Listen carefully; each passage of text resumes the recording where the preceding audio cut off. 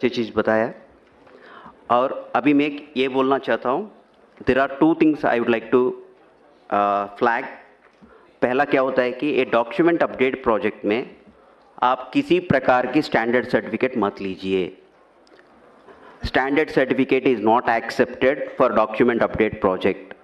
ये document update project हम इसीलिए कर रहे हैं कि जिसका पुरानी डॉक्यूमेंट्स हमारे पास नहीं है, अगर वहाँ भी हम स्टैंडर्ड सर्टिफिकेट अप्रूव करेंगे तो गलत बात है, उसका पर्यवसान बहुत कठिन होता है। तो इसीलिए कोई भी डॉक्यूमेंट अपडेट प्रोजेक्ट में आप स्टैंडर्ड सर्टिफिकेट मत लीजिए, पॉइंट नंबर 1।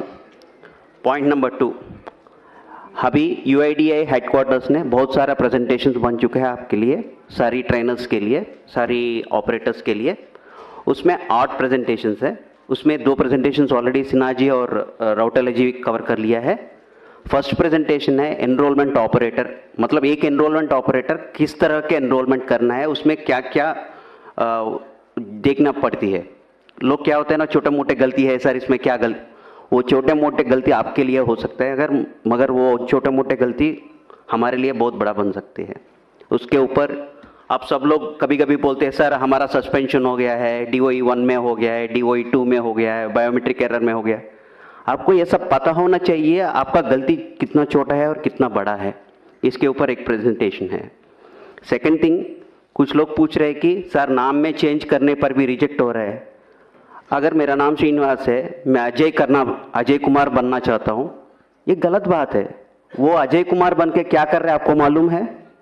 वो किसी दूसरे के प्रॉपर्टी को भी लेके जा रहा है। ये ऐसा स्थिति हुआ है ग्राउंड पे, इसीलिए आप जो भी नाम चेंज कर रहे हैं, मतलब श्रीनिवास से कोई दूसरा नाम, कोई दूसरा नाम से तीसरा नाम, ऐसा हो रहा है कि सोचो उस आदमी को सही डॉक्यूमेंट लेके आ रहा है कि नहीं आ रहा है, वो सब सोच लो, उसका पर्यवसान बहुत कठिन होता है। दूसरा ये है कि इसीलिए हमने एक स्टैंडर्ड ऑपरेटिंग प्रोसीजर निकाला है। नाम कितने बार कर सकते हैं, डेट ऑफ बर्थ कितने बार कर सकते हैं, जेंडर कितने बार कर सकते हैं। अगर इसके पर भी किसी का डेट ऑफ बर्थ बार बार चेंज होता है क्या?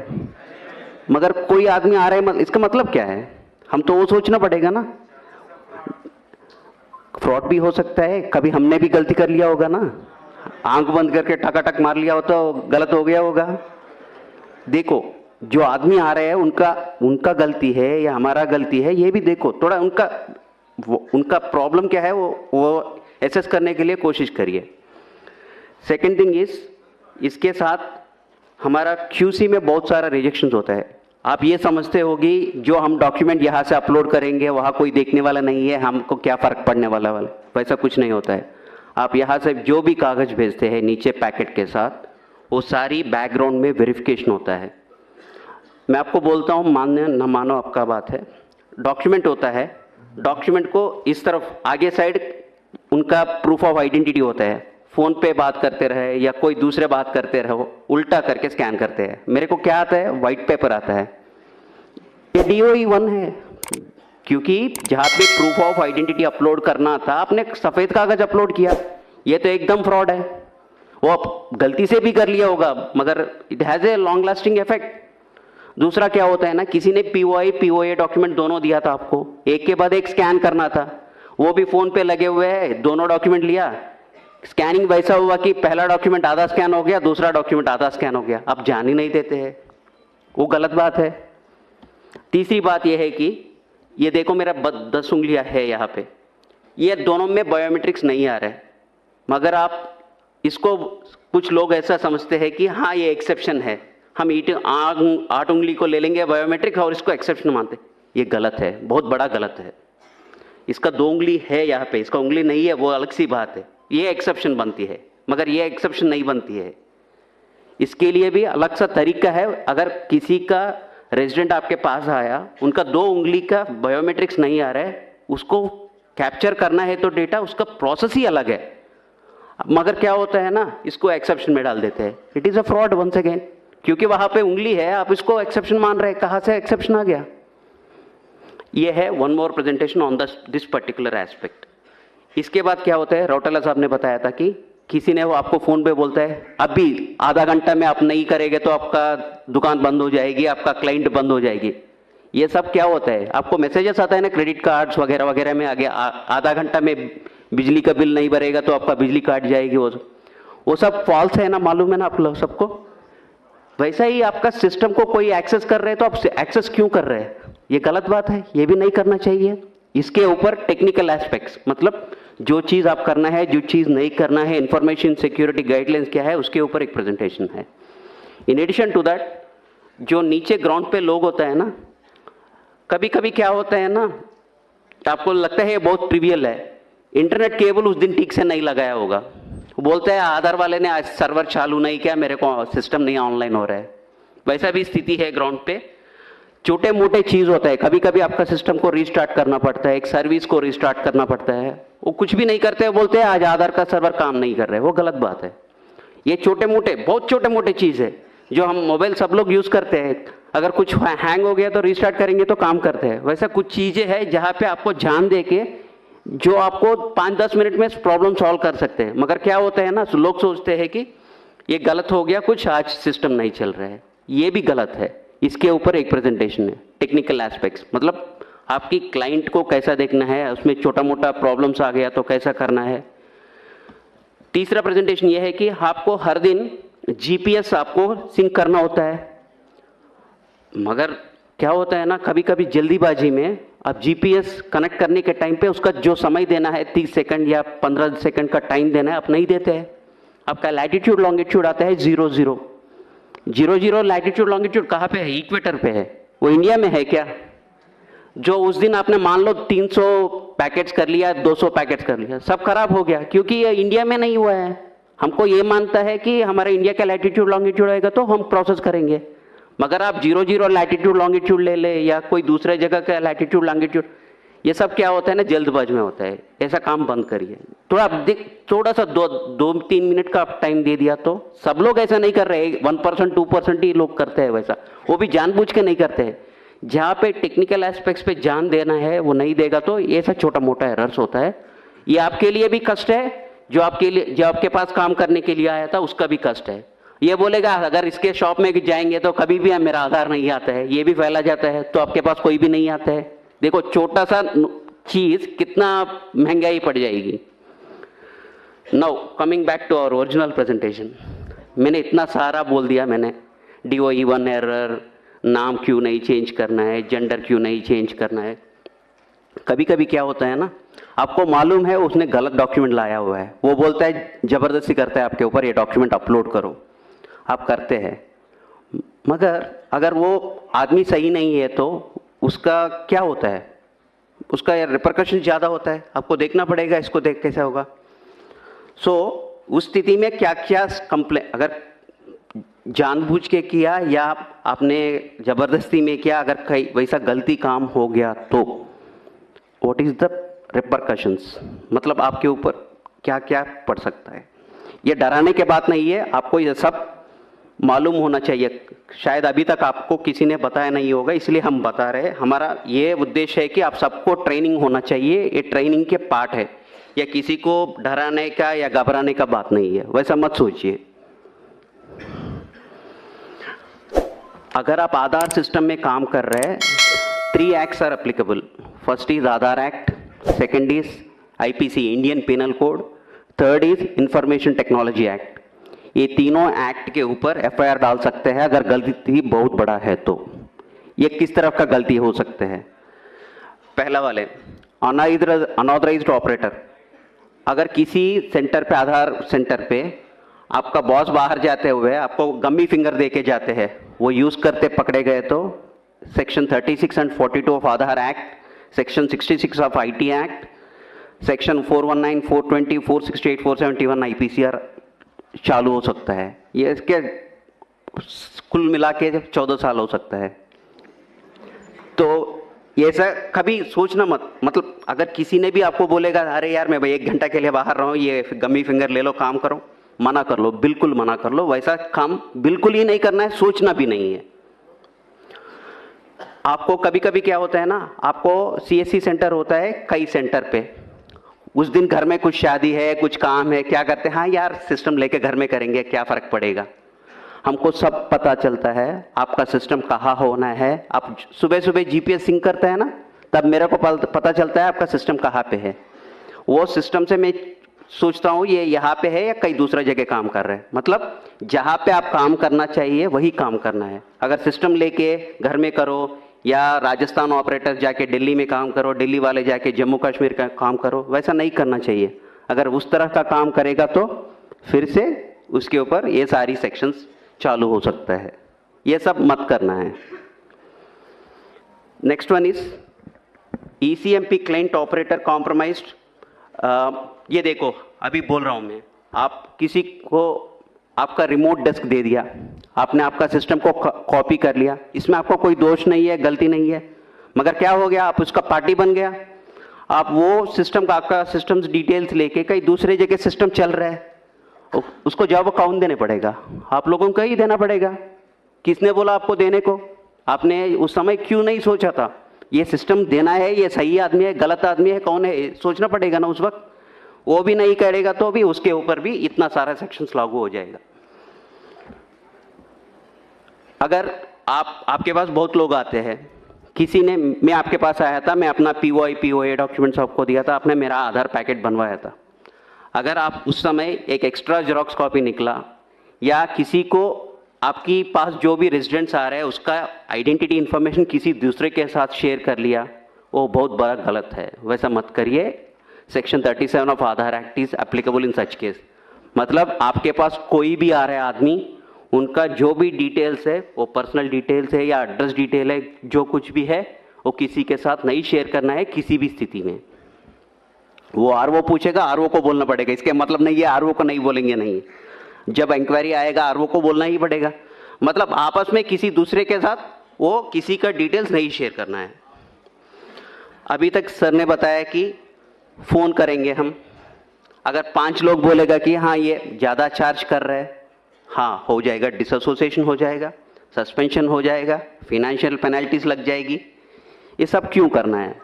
जब आपको सरकार ने नोटिफाई किया था इतना ही पैसा लेना है, उतना ही पैसा ले लीजिए ना। अगर एक भी रुपए ज़्यादा ले लिया उसके पर्यवसान के ऊपर, ये देखो section 42 of the Aadhaar act will be applicable on that. ये सब सेक्शंस, इसका सजा वगैरह वगैरह सब आपकी आधार का जो किताब है ना, छोटा किताब है ना, उसमें सारी इसका इंफॉर्मेशन मिला है। ये देखो, appropriating the identity of an Aadhaar number holder by changing और attempting to change the demographic और biometric information of an Aadhaar number holder. ये मैं वो ही बोल रहा हूँ, किसी दूसरे का आधार व्यक्ति का, मान लो मेरा नाम श्रीनिवास है, मेरा आपको मालूम है मेरा नाम श्रीनिवास है, कोई मैं आके आपको बोला अरे यार मेरा नाम श्रीनिवास से कुमार राकेश सिन्हा कर लो, मैं कुछ काम करना है उसके नाम पे बोल के बोलेगा, तो आप उसमें पार्ट मत लेना। वो सारी वैसा ट्रांजैक्शंस को, सस्पिशियस ट्रांजैक्शंस है, उसको एंकरेज मत करो और से strong on such transactions and don't encourage such transactions, उसका बहुत बड़ा असर हो जाता है।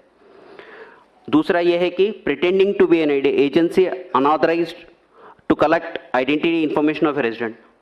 आप CSC पहले था, अभी किसी के कारण से आपका डिसकंटिन्यूएशन हो गया है, आप लोगों को ये मत बताना कि हाँ अभी भी मैं आधार का ऑपरेटर हूँ, मैं काम कर सकता हूँ, आपका ये करवा सकता हूँ, वो करवा सकता हूँ बोल के मत बताना।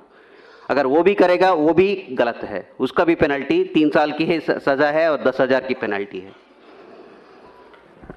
और दूसरा ये है कि intentionally transmitting information collected during enrolment authentication to unauthorised person. मतलब आप पहले भी वही बताया था, किसी के साथ आप इंफॉर्मेशन शेयर करेगा तो 3 साल की सज़ा और 10,000 का पेनल्टी, कभी कभी 1 लाख की पेनल्टी भी हो सकता है कि कंपनी के ऊपर, अगर कंपनी इन्वॉल्व है तो उसमें। ये unauthorised access to central identity data repository, मतलब कोई दूसरा की तरफ से कंप्यूटर के साथ कोई सॉफ्टवेयर, डुप्लीकेट सॉफ्टवेयर यूज करके जो भी करेगा वो सब ऑलरेडी एक्ट में इंक्लूडेड है। अगर कोई भी इसमें जानबूझ के या गलती से भी आप इसमें इन्वॉल्व हो गया तो इसका पर्यवसान बहुत अलग सा है। इसलिए अब जो भी इंटेंशनली और intentionally don't get involve in that activities. अगर जो भी टैंपरिंग ऑफ डेटा करना चाहते हैं, मतलब डेट ऑफ बर्थ मेरा है 2005, मैं आपको बोलता हूँ 2010 करवा लो भाई, अगर वो कुछ प्रोसेस में कुछ करना शुरू कर लिया, वो भी बड़ा imprisonment up to 10 years in such cases, वो वैसा मत करिए। Unauthorised use of identity information of an individual by requesting entity और ऑफलाइन वेरिफिकेशन। ये क्या है ना, कभी कभी सर ने सुबह बताया था ना, एक आइडेंटिटी कैसा पता होना चाहिए, क्यूआर कोड स्कैन करने से उनका आइडेंटिटी पता चलेगा। अब क्यूआर कोड स्कैन करके कोई दूसरे वाले को ये मत बताना इनका इन्फॉर्मेशन डिटेल्स क्या है, जिसका चाहिए वो करेगा, आपका नहीं है, जिम्मेदारी नहीं है वो। Failing to comply with requirements of the Aadhaar act, मतलब सीएससी के ऊपर आपके बहुत जिम्मेदारी है। आप सीएससी के लिए काम कर रहे हैं, मतलब इसके आपके ऊपर भी बहुत सारे जिम्मेदारियां हैं।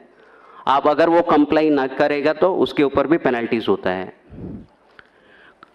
इन एडिशन ऑल दीज थिंग्स, कोई भी तरफ का एक्सप्लिसिटली नहीं डिफाइन किया हुआ है, कोई भी गलतियां है जिसमें एक्शन करना है उसका भी इम्प्रिजनमेंट पनिशमेंट है।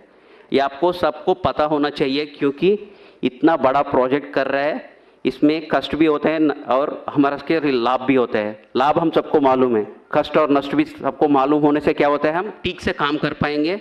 जो हम सोचते हैं छोटे मोटे गलतियां हैं, वो छोटे मोटे नहीं होते हैं, उसका असर बहुत अलग सा होता है। अब तक तो मैं आधार एक्ट का पेनल्टीज बताया था। आधार एक्ट के साथ आईपीसी पेनल्टीज भी चालू होता है कभी कभी। पनिशमेंट फॉर क्रिमिनल कॉन्स्पिरेसी, अगर किसी ने स्टैंडर्ड सर्टिफिकेट दुकानदार वाले से ये करके, हाँ वहाँ जाके स्टैंडर्ड सर्टिफिकेट लेके आइए आपका आधार अपडेट बन जाएगी बोलेगा, वैसा एंकरेज करेगा तो वो भी अलग सी बात है। whomsoever is party to criminal conspiracy to commit an official offense punishable with death or rigorous imprisonment, कुछ भी हो सकता है। जब पढ़ लीजिए, अंग्रेजी पढ़ लीजिए, ये सब इंटरनेट में भी आपको मिलता है। आपको बस ध्यान देना है, अगर इसके ऊपर आप गलती करेंगे तो उसका पर्यवसान क्या होता है। Section 419 punishment for cheating by personation, अगर आप किसी का नाम लेके जाके आधार में अपना डिटेल्स अपडेट करके, मैं वही बोल रहा हूँ ना, मैं श्रीनिवास हूँ, राकेश कुमार सिन्हा बनना चाहता हूँ, वो चीटिंग है। अगर वो भी आप भी जानबूझ के या बिना जानबूझ के भी आप उसमें शामिल हो गया, उसका पर्यवसान सीरियस होता है। 420 ये सबको मालूम है, 420 का केस क्या होता है, गलती जो भी किस तरफ की भी गलती करेगा तो वो 420 में आता है। 467 फोर्जरी ऑफ वैल्यूएबल सिक्योरिटी, मतलब आप फोर्जरी करो या डॉक्यूमेंट को, कुछ लोग क्या कर रहे हैं कि जब आशीष हमारा क्यूसी मैनेजर वो यहाँ पे है, लंच के बाद वो एक क्यूसी के ऊपर कौन सी एरर्स होती है वो सब बताते हैं। वो आपके पास बर्थ सर्टिफिकेट लेके एक आदमी आता है, मगर बर्थ सर्टिफिकेट में डेट ऑफ बर्थ में व्हाइटनर लगा के डेट ऑफ बर्थ चेंज किया है, मतलब डॉक्यूमेंट इज टैम्पर्ड। उस डॉक्यूमेंट को एक्सेप्ट ही नहीं करना चाहिए था, मगर लोग देखते ही नहीं है, ध्यान नहीं देते हैं, वो स्कैन करके अपलोड करते हैं, वो DOE 1 में आते हैं। मतलब जो गलती कर रहे हैं उनके साथ आप उनको सहायता कर रहे हो, क्योंकि डॉक्यूमेंट में जब व्हाइटनर लगा के डेट ऑफ बर्थ और नाम चेंज किया हुआ है, आप उस डॉक्यूमेंट को क्यों एक्सेप्ट कर रहे हैं? एक्सेप्ट नहीं करना चाहिए था। ये भी 468 वही है, forgery, the intention of the forgery is for cheating, उसके लिए पनिशमेंट है। 471 यूजिंग ए जेन्युइन फोर्ज्ड डॉक्यूमेंट और इलेक्ट्रॉनिक रिकॉर्ड, मतलब आपको ये मालूम है ये जेन्युइन रिकॉर्ड नहीं है, फिर भी आप यूज कर रहे हैं इसको आधार जनरेट करने के लिए। सर ने बताया था ना सुबह 11% आपका रिजेक्शन हो रहा है, मतलब आप 10 लाख ट्रांजैक्शंस कर रहे हैं, उसमें 1,10,000 ट्रांजैक्शंस आर गेटिंग रिजेक्टेड, उसमें 9% of the documents are rejected for want of the proper documents, list of applicable documents. आप लिस्ट ऑफ एप्लीकेबल डॉक्यूमेंट्स से नहीं करते हो, कोई दूसरा डॉक्यूमेंट लेके करते हो, that is a serious offence.